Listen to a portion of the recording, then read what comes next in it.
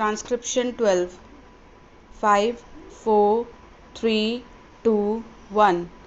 I have no intention of giving a certificate about which my honorable friend Dr. Krishnaswamy was talking some time ago, since everything like a certificate being given by any member of the business community is likely to be misunderstood.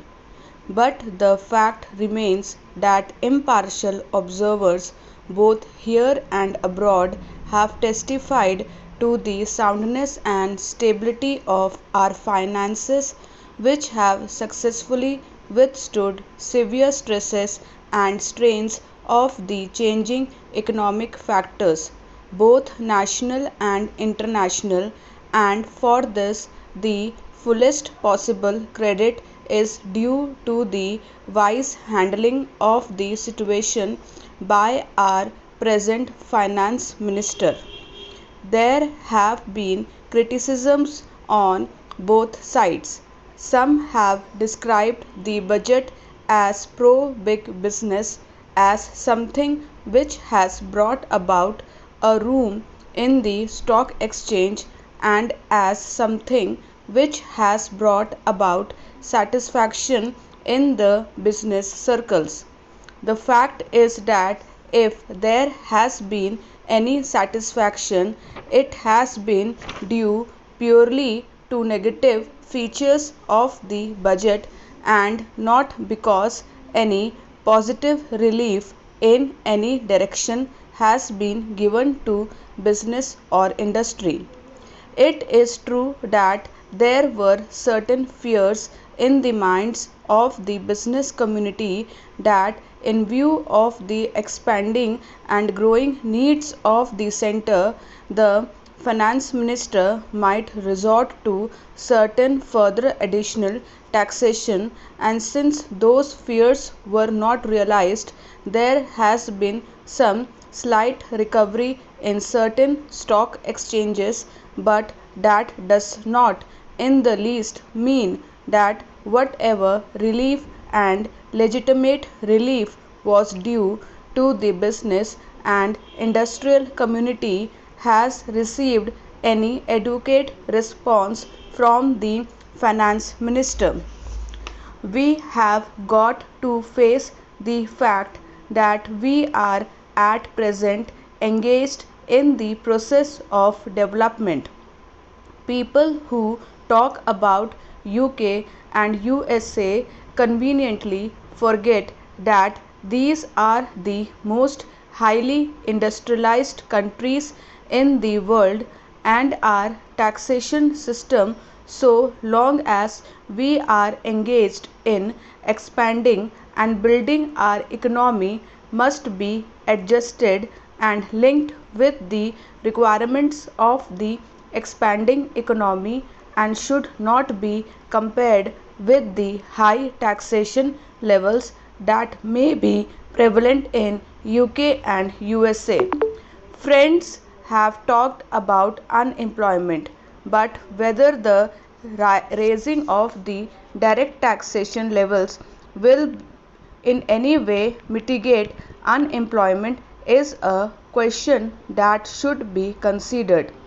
If the finance minister gives substantial relief to direct taxation, I think that might lead to an acceleration in the pace of development.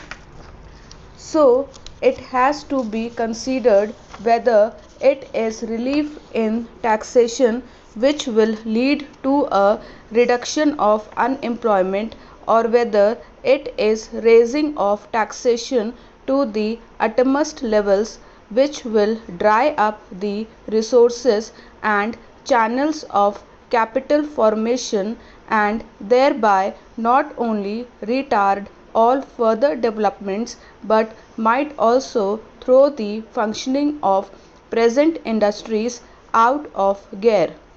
So my submission is that when the Taxation Inquiry Committee has been appointed, it is only logical to expect that no substantial changes in the taxation structure will be made until the findings of that expert committee are known, until we know the incidence of taxation in the various sectors of our economy.